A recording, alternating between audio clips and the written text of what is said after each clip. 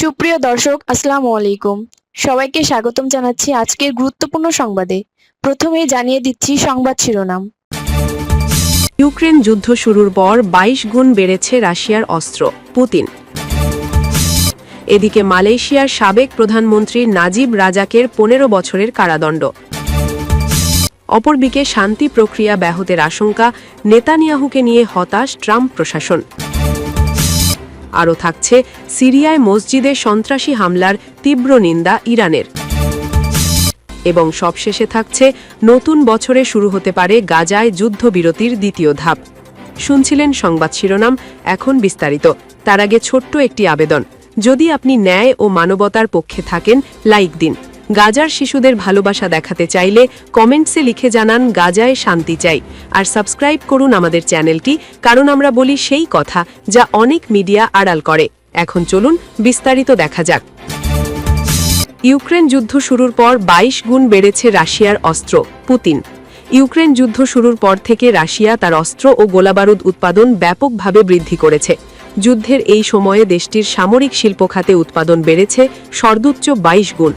শুক্রবার ২৭ ডিসেম্বর ক্রেমলিনে প্রতিরক্ষা শিল্প সংশ্লিষ্ট কর্মকর্তাদের সঙ্গে এক বৈঠকে দেওয়া টেলিভিশন ভাষণে এ তথ্য জানান রাশিয়ার প্রেসিডেন্ট ভ্লাদিমির পুতিন। পুতিন জানান, ট্যাঙ্ক উৎপাদন বেড়েছে ২.২ গুণ, সামরিক বিমান উৎপাদন ৪.৬ গুণ, আর আঘাত হানার সক্ষম অস্ত্র ও গোলাবারুদ উৎপাদন বেড়েছে উল্লেখযোগ্যভাবে ২২ গুণ। রাশিয়ার সশস্ত্র বাহিনীর সর্বাধিনায়ক পুতিন জানান, বিশেষ সামরিক অভিযানে অংশগ্রহণকারী সেনাদের জন্য প্রয়োজনীয় সব ধরনের সরঞ্জাম সরবরাহ নিশ্চিত করছে প্রতিরক্ষা শিল্প প্রতিষ্ঠানগুলি। তিনি উল্লেখ করেন, যুদ্ধের ধরন ও কৌশল ক্রমাগত পরিবর্তিত হওয়ায় সেই অনুযায়ী সামরিক উৎপাদনেও পরিবর্তন আনা হচ্ছে। রাষ্ট্রীয় সংবাদ সংস্থা রিয়া নোভোস্তিকে উদ্ধৃত করে পুতিন বলেন, ২০২২ থেকে রাষ্ট্রীয় সহায়তা ব্যবস্থার ফলে প্রতিরক্ষা শিল্প প্রতিষ্ঠানগুলি দ্রুত তাদের প্রযুক্তিগত ক্ষমতা জোরদার করতে পেরেছে, যার ফলে অত্যন্ত চাহিদা সম্পন্ন অস্ত্র উৎপাদনে উল্লেখযোগ্য অগ্রগতি হয়েছে। তিনি জানান, সাঞ্জোয়া বিরোধী যুদ্ধযান ও সাঞ্জোয়া জনবাহী যান বিএমপি ও এপিসি উৎপাদন বেড়েছে ৩.৭ গুণ, ইলেকট্রনিক যুদ্ধ সরঞ্জাম ১২.৫ গুণ এবং রকেট আর্টিলারি অস্ত্র উৎপাদন বেড়েছে ৯.৬ গুণ। পুতিন আরও বলেন, এটি প্রতিরক্ষা শিল্প প্রতিষ্ঠানগুলির সম্মিলিত প্রচেষ্টার ফল। একই সঙ্গে সমগ্র অর্থনীতির উন্নয়ন ও স্থিতিশীল আর্থিক অবস্থান না থাকলে এমন অগ্রগতি সম্ভব হতো না। তিনি জানান, বিশেষ সামরিক অভিযানের অভিজ্ঞতা কাজে লাগিয়ে সামরিক শিল্প ক্ষমতার একটি নতুন কাঠামো গড়ে তোলা হচ্ছে। যুদ্ধ চলাকালীন লড়াইয়ের প্রকৃতি, ধরন ও পদ্ধতিতে প্রতিনিয়ত পরিবর্তন আসছে বলেও মন্তব্য করেন তিনি।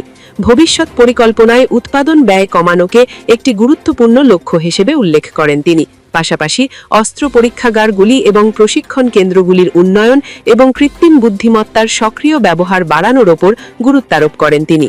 পুতিন বলেন, অস্ত্র খাতে মোট ব্যয়ের প্রায় অর্ধেকই ব্যয় করা হচ্ছে উচ্চ প্রাধান্যদায়ী ব্যবস্থার পেছনে, যা ভবিষ্যৎ সশস্ত্র বাহিনীর রূপ নির্ধারণ করবে। এর মধ্যে রয়েছে সামরিক পারমাণবিক বাহিনী, মহাকাশ সম্পদ, আকাশ প্রতিরক্ষা ব্যবস্থা এবং যোগাযোগ ব্যবস্থা। রিয়া নোভোস্তি জানায়, আগামী ২০২৭ থেকে ২০৩৬ মেয়াদের জন্য রাশিয়ার রাষ্ট্রীয় অস্ত্র উৎপাদন পরিকল্পনায় ভবিষ্যৎ যুদ্ধ ক্ষমতার প্রয়োজনীয়তার উপর গুরুত্ব দেওয়া হয়েছে, নির্দিষ্ট সংখ্যক অস্ত্র বা সরঞ্জামের চেয়ে। এই পরিকল্পনা গত ১৭ ডিসেম্বর প্রতিরক্ষামন্ত্রী আন্দ্রেই বেলাউসভ উপস্থাপন করেন।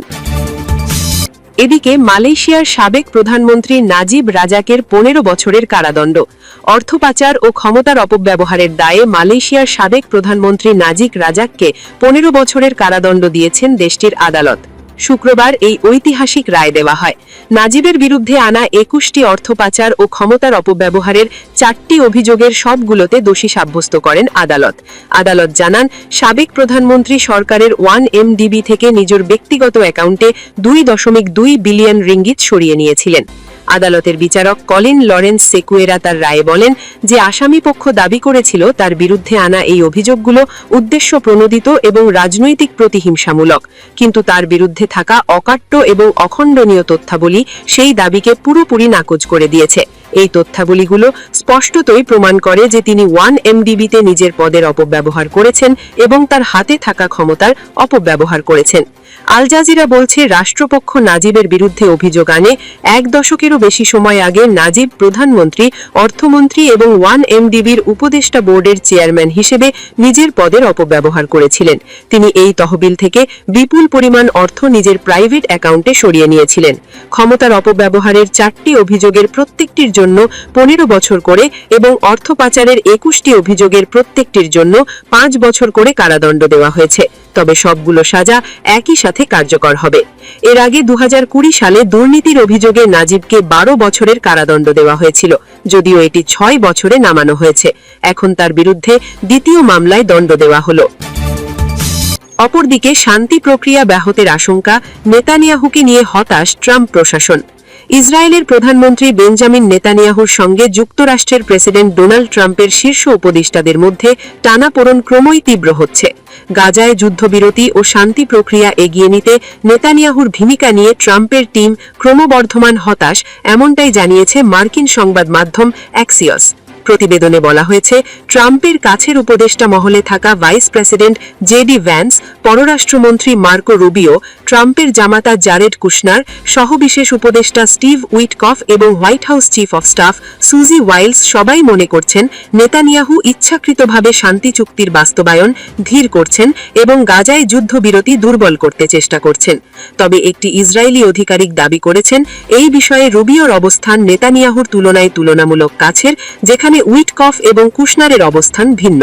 হোয়াইট হাউসের এক আধিকারিক জানিয়েছেন, ট্রাম্পের মূল উপদেষ্টা দলের সমর্থন কার্যত হারিয়েছেন নেতানিয়াহু, যদিও ট্রাম্প নিজে চুক্তির প্রগতি আরও দ্রুত চান এবং তিনি এখনও নেতানিয়াহুর একমাত্র গুরুত্বপূর্ণ সমর্থক হিসেবে রয়েছেন।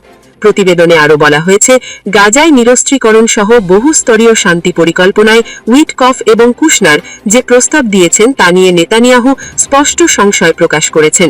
এই মতভেদ সম্পর্কে অবগত থাকায় আগামী সোমবার মার-আ-লাগোতে বৈঠকে তিনি সরাসরি ট্রাম্পের সঙ্গে কথা বলে নিজের তুলনামূলক কঠোর অবস্থান গ্রহণে তাকে রাজি করানোর কৌশল নিয়েছেন বলে একটি জ্যেষ্ঠ ইসরায়েলি আধিকারিক অ্যাক্সিয়সকে জানিয়েছে। আরও থাকছে, সিরিয়ায় মসজিদে সন্ত্রাসী হামলার তীব্র নিন্দা ইরানের। সিরিয়ার হোমস প্রদেশের ইমাম আলী মসজিদে সন্ত্রাসী হামলার তীব্র নিন্দা জানিয়েছে ইরান। একটি বিবৃতিতে দেশটির পররাষ্ট্র মন্ত্রণালয়ের মুখপাত্র ইসমাইল বাগাই হোমস প্রদেশের ইমাম আলী বিন আবি তালিব মসজিদে নামাজরত মুসল্লিদের ওপর চালানো হামলাকে বেসামরিক নাগরিক ও উপাসনালয়ের বিরুদ্ধে স্পষ্ট সন্ত্রাসবাদী হিংসা বলে উল্লেখ করেন। তিনি হামলায় নিহতদের পরিবারের প্রতি গভীর সমবেদনা জানান এবং আহতদের দ্রুত সুস্থতা কামনা করেন। সব ধরনের সন্ত্রাসবাদ এবং সহিংস চরমপন্থার বিরুদ্ধে ইরানের দীর্ঘদিনের অবস্থান পুনর্ব্যক্ত করে বাগাই বলেন, সিরিয়ায় চলমান নিরাপত্তাহীনতার মূল কারণ হল অবৈধ বিদেশি হস্তক্ষেপ, দেশটির সার্বভৌমত্ব ও ভৌগোলিক অখণ্ডতা লঙ্ঘন এবং সিরিয়ার কিছু অংশ দখল করে রাখা। তার মতে, এসব কারণেই সন্ত্রাসবাদী গোষ্ঠীগুলির টিকে থাকা, বিস্তার এবং কার্যক্রম চালিয়ে যাওয়ার পরিবেশ তৈরি করেছে। মুখপাত্র হামলার সঙ্গে জড়িত সরাসরি অপরাধী সহ পরিকল্পনাকারী এবং মদতদাতাদের দ্রুত শনাক্ত করে বিচারের আওতায় আনার আহ্বান জানান। একই সঙ্গে তিনি সিরিয়ার অন্তর্বর্তীকালীন কর্তৃপক্ষের প্রতি বেসামরিক নাগরিকদের নিরাপত্তা নিশ্চিত করা এবং ভবিষ্যতে এই ধরনের হামলা প্রতিরোধে কার্যকর ব্যবস্থা গ্রহণের দায়িত্বের কথা স্মরণ করিয়ে দেন। এবং সবশেষে থাকছে, নতুন বছরে শুরু হতে পারে গাজায় যুদ্ধবিরতির দ্বিতীয় ধাপ। নতুন বছরের শুরুতেই অর্থাৎ জানুয়ারি মাসেই ফিলিস্তিনের অবরুদ্ধ গাজায় যুদ্ধবিরতির দ্বিতীয় ধাপ শুরু হতে পারে। ইসরায়েলি সংবাদ মাধ্যম চ্যানেল 13-এর বরাতে এক প্রতিবেদনে এই তথ্য দিয়েছে টিআরটি ওয়ার্ল্ড। প্রতিবেদনে বলা হয়েছে, ওয়াশিংটন ইসরায়েল ও আঞ্চলিক মধ্যস্থতাকারীদের জানিয়েছে যে নতুন বছরের শুরুতেই গাজা যুদ্ধবিরতির দ্বিতীয় ধাপ শুরু হওয়ার কথা। চ্যানেল 13 বুধবার একটি শীর্ষ ইসরায়েলি আধিকারিকের উদ্ধৃত করে বলে যে মার্কিন সহবিশেষ উপদেষ্টা স্টিভ উইটকফ ইসরায়েল ও মধ্যস্থতাকারীদের জানিয়েছেন যে গাজা চুক্তির দ্বিতীয় ধাপ জানুয়ারির শুরুতেই কার্যকর হবে। সংবাদ মাধ্যমটি আরও জানায়, গাজার নিরস্ত্রীকরণ ছাড়াই যদি প্রেসিডেন্ট ট্রাম্প দ্বিতীয় ধাপে এগিয়ে যান, সেই বিষয় নিয়ে বেশ উদ্বিগ্ন ইসরায়েলি আধিকারিকরা। মিডল ইস্ট মনিটরের তথ্য অনুযায়ী মিশর, কাতার ও তুরস্কের মধ্যস্থতায় এবং ট্রাম্পের পৃষ্ঠপোষকতায় গত 9 অক্টোবর ইসরায়েল ও ফিলিস্তিনি প্রতিরোধ সংগঠন হামাস 2 ধাপের যুদ্ধবিরতিতে সম্মত হয়। তবে গাজার হেলথ মিনিস্ট্রি জানিয়েছে ইসরায়েলের যুদ্ধবিরতি ভঙ্গ এবং দ্বিতীয় ধাপে যেতে বিলম্বের কারণে 4 শতাধিক ফিলিস্তিনি নিহত হয়েছেন। 2023 সালের অক্টোবর থেকে গাজায় চলমান ইসরায়েলের আগ্রাসনে এখনও পর্যন্ত 71,000-এর বেশি মানুষ নিহত হয়েছেন, যাদের অধিকাংশই নারী ও শিশু। এছাড়াও আহত হয়েছেন 1,71,000-এরও বেশি মানুষ।